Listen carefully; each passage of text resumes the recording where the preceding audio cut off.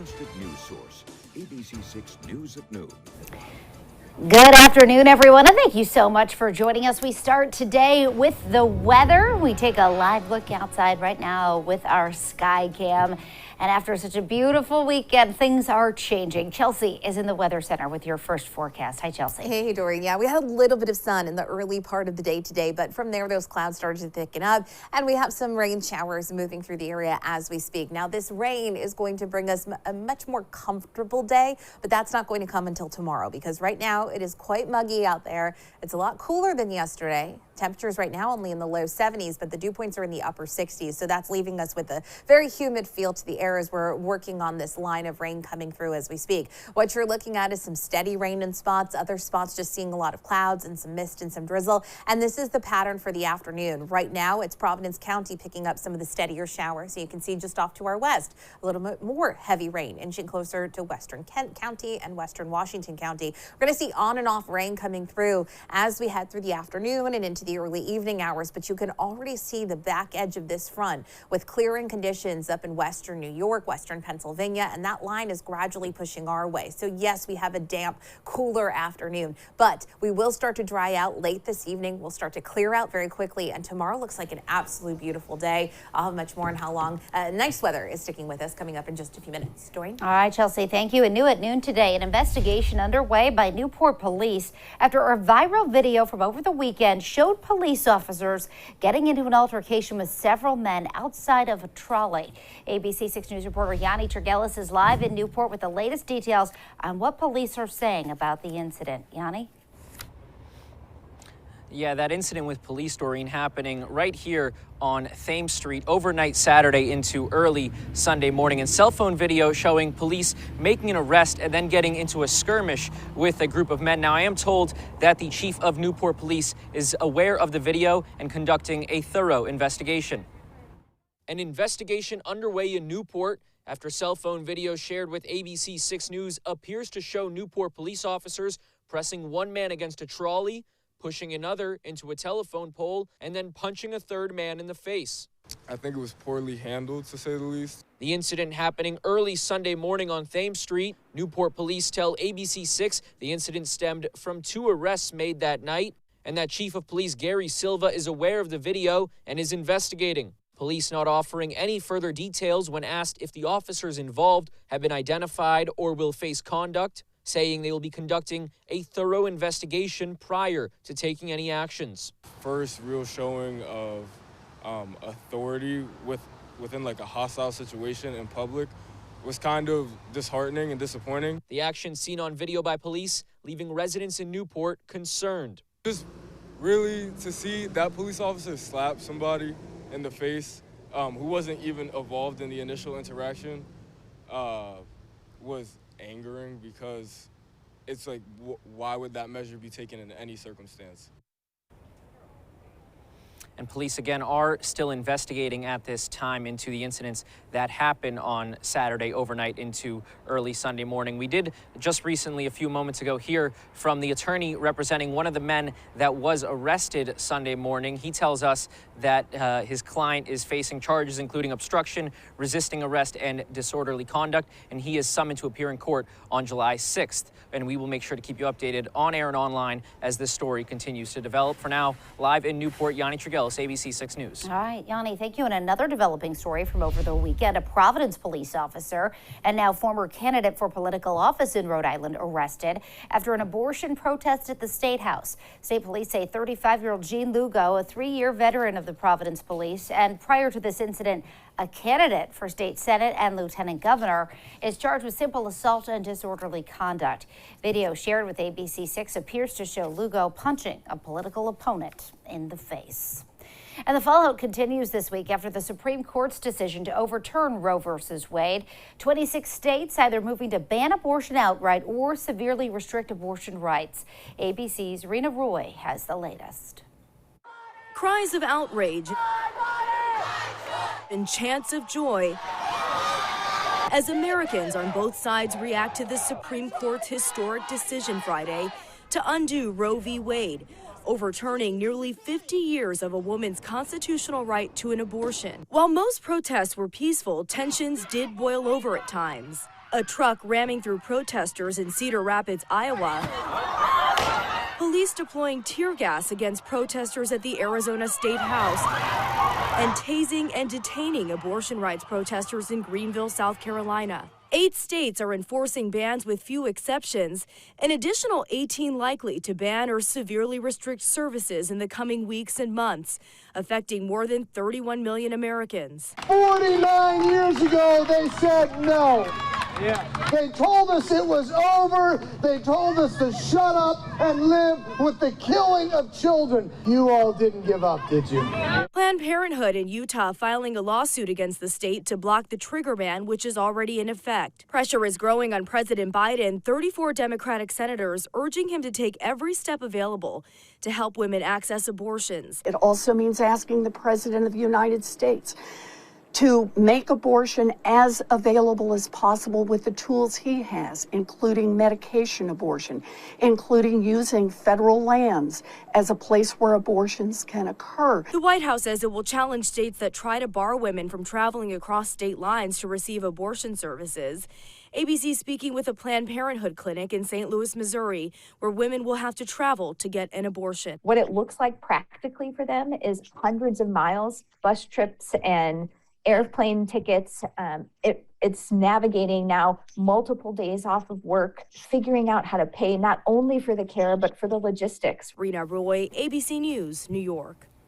And another big decision by the Supreme Court today, siding in favor of a Washington State high school football coach who got fired for praying at the 50-yard line after games. The justices ruling 6-3 that the school district violated his First Amendment rights, saying the coach's prayers amounted to private speech protected by the First Amendment. And in political news today, Governor Dan McKee will sign the state budget today. The $13.6 billion budget eliminates the car tax and income tax on military pensions. It also includes a child tax credit, waiving the $8 fee for replacing license plates, and investments in affordable housing.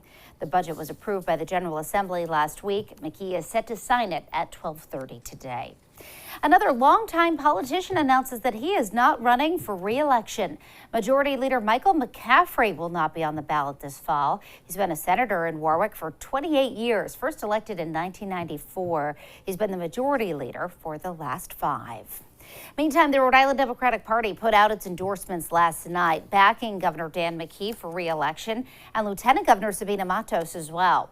Governor McKee is facing challenges from 4 other candidates, including current Secretary of State Nellie Gorbea, who received the second most votes for the endorsement.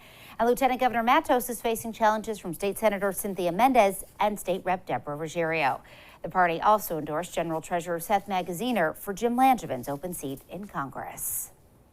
And now an ABC6 update. A Pawtucket club will continue to have its liquor license suspended after a deadly shooting there. The Fab City Cigar Lounge has been given a 60-day suspension on its liquor license. The Department of Business Regulation found the club had failed to provide enough security on the night 36-year-old Cutis Coffo was shot and killed back in January.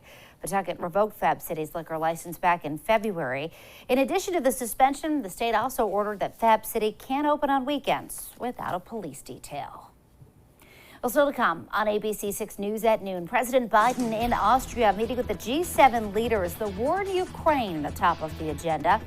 Plus, WNBA star Brittany Griner in a Russian courtroom. We'll have the latest from her appearance. And later, Rhode Island gas prices ticking down where our average cost stands today.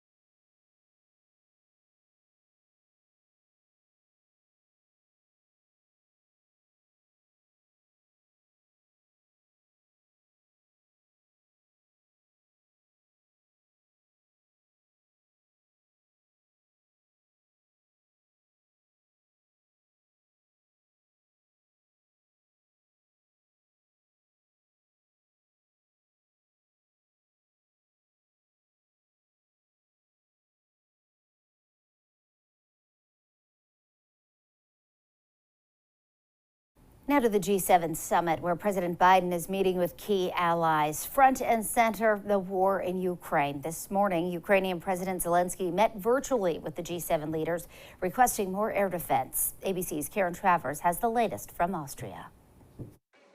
The war in Ukraine at the top of the agenda today for President Biden at the G7 summit. President Zelensky speaking virtually to the president and key U.S. allies. National Security Advisor Jake Sullivan telling reporters Zelensky's #1 request was more air defense. At the top of his mind was the set of missile strikes that took place in Kyiv and other cities across Ukraine, and his desire to get additional air defense capabilities that could shoot down Russian missiles out of the sky. Those Russian airstrikes on Sunday on residential buildings in the capital of Kyiv, leaving 1 person dead and injuring 7. President Biden telling me More than barbarism. Zelensky's request for air defense will be met. The Biden administration announcing today it will send Ukraine an advanced surface-to-air missile defense system that can hit targets 100 miles away. The administration also announcing additional military aid, including artillery ammunition and counter-battery radars. The U.S. is also committing $7.5 billion, part of a larger G7 effort to help the Ukrainian government with immediate budget issues. President Biden and the G7 leaders also keeping up their pressure campaign on Russia, closing in on a plan to implement a price cap on Russian oil to try and force down its price, the latest attempt to cut off Vladimir Putin's ability to fund his war in Ukraine. The Supreme Court's decision to overturn Roe v. Wade looms large over President Biden's trip. Several of the leaders he's meeting with have publicly criticized the ruling. I asked the president on Sunday if they had brought it up with him. He said no, it's not related to Ukraine and the issues being discussed. Karen Travers, ABC News, Taos, Austria. And so to come on ABC6 News at noon, did Brian Laundrie confess to killing Gabby Petito? The notebook released from his lawyer of his personal pages. And the full 7-day forecast with Chelsea when we come back.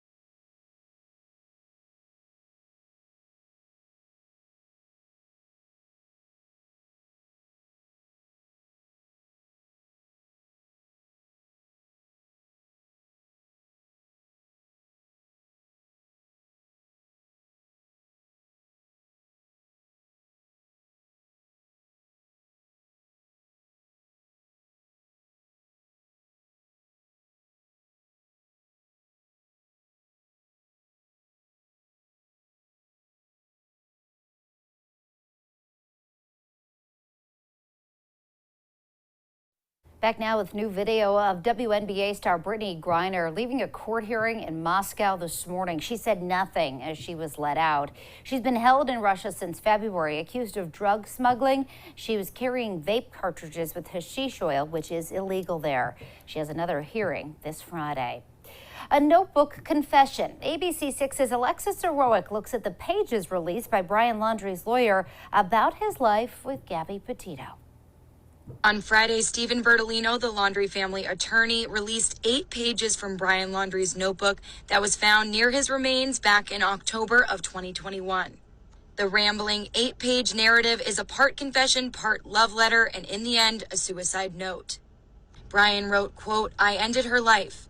I thought it was merciful that it is what she wanted, but I see now all the mistakes I made."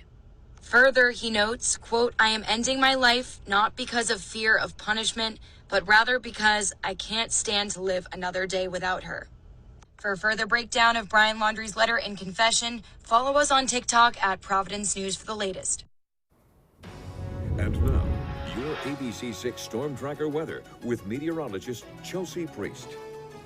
We had a little bit of sunshine outside very early this morning, but very quickly those clouds started to roll in. And what's happening now is there's a cold front that's working through the area. It's not necessarily going to cool us down a ton. Obviously, we had that heat and humidity over the weekend, and we'll be warm again tomorrow, but it is going to drop humidity levels. We'll get a little break in that moisture content as we head through tonight and especially into tomorrow, because right now it's muggy outside, and that's because that cold front hasn't quite worked through yet. You can see some steadier showers showing up in northern parts of Rhode Island right now, and we'll continue to track this line as it pushes farther eastward over the course of the afternoon. You'll see on and off showers. At times there may be some steadier downpours. At times there may be a few rumbles of thunder as that line actually crosses through the area, and then we dry out quickly and we clear out quickly. Temperatures right now are in the upper 60s and low 70s, so significantly cooler than yesterday. In fact, from just 24 hours ago, most of us are running 10 to 20 degrees cooler compared to yesterday afternoon. It was hot yesterday afternoon. It was humid yesterday afternoon.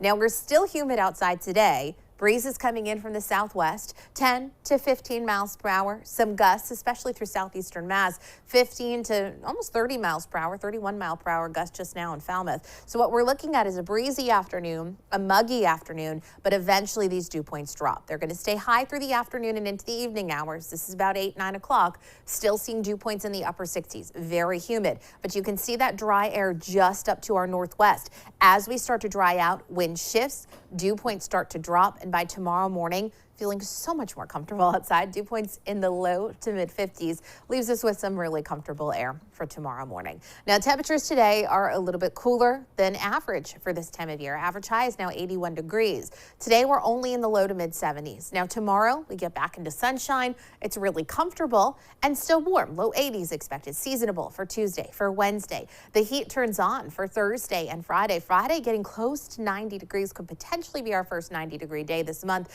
and this year, and we'll continue to watch that heat build as we head into the weekend. Satellite radar image right now shows you the progression of the rain that's been coming through from west to east. We've had some light showers at times. You're going to get into some steadier pockets of rain, not washout conditions. Again, it's kind of going to go back and forth. But as soon as this front does clear the area, you can see a wide area of some dry, quiet conditions. Nice big high pressure coming into control, and that'll be with us for the coming days. Different story down in the tropics. 3 areas that the National Hurricane Center is watching right now. It's going to be this red X that is likely to develop within the next 2 days. Some tropical development there, but just a sign of the times that we are in hurricane season and things are getting more and more active.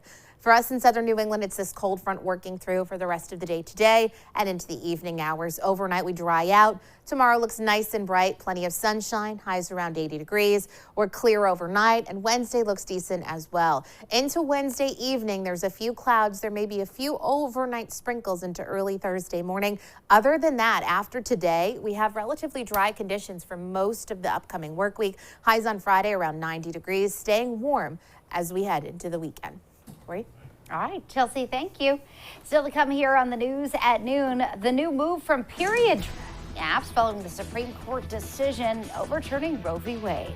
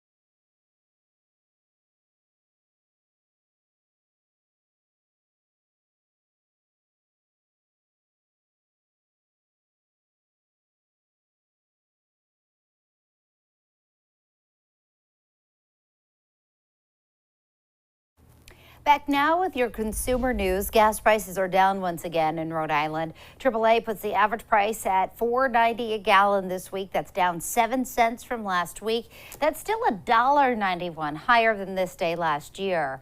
Rhode Island's average gas price is 1 cent higher than the national average, and it's $4.93 a gallon in Mass. ABC6 wants to help you pay less at the pump. You can find the lowest gas prices in your area on our Southern New England gas tracker. Just head to our website, abc6.com. You can find it under the community tab.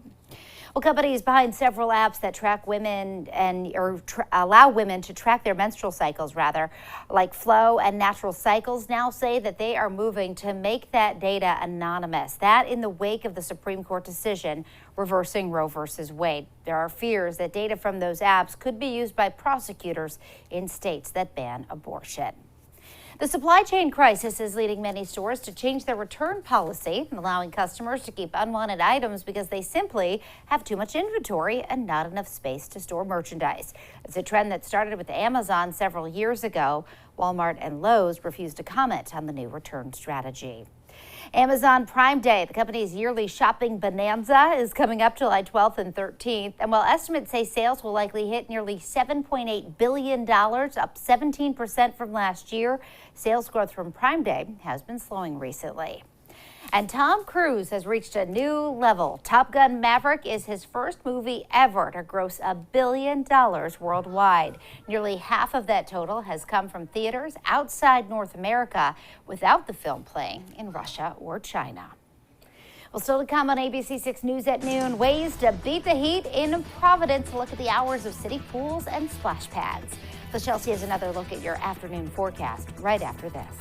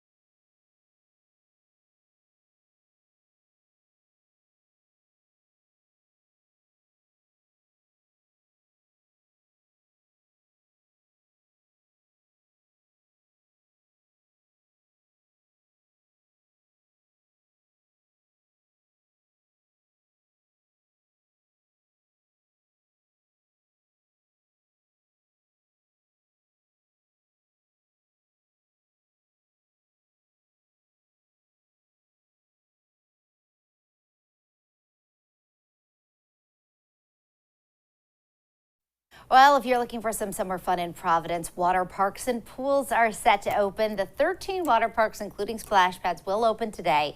The 5 outdoor pools are going to open on July 5th. For July and August, water parks and pools will be open Monday through Saturday from noon until 5. So maybe write that down for a different day than today. Today's the worst day yes, exactly. of the work week and not school week, I guess. Everyone's officially off now. I know. So today, this afternoon, is the day to have maybe your indoor plans. It'll be tomorrow. We'll be back into sunshine. We have the scattered showers and some rumbles of thunder coming through for the afternoon and evening hours today. That's along a cold front. We are looking at clearing conditions overnight. Humidity levels drop overnight. Tomorrow looks great. Wednesday looks great. There may be a few early sprinkles on Thursday. I'm talking 5, 6, 7 o'clock in the morning, if that. And then the rest of the day, Thursday looks nice and warm with temperatures into the mid 80s, hovering around 90 on Friday with humidity building as well. And we stay warm into the weekend. The weekend starts a little rainy, but I'm hopeful that by late Sunday and especially into the 4th of July, which is one day beyond the 7-day forecast, which is crazy, we should be in better shape. So yeah, we gave Chelsea a hard time in our meeting this morning. Any word on the 4th, but we will give it time. We'll give it some time. Yes. You can tell me privately after. All right, thanks, Chelsea. And thank you for joining us for the news at noon. The news continues first at 4. Have a great day, everybody.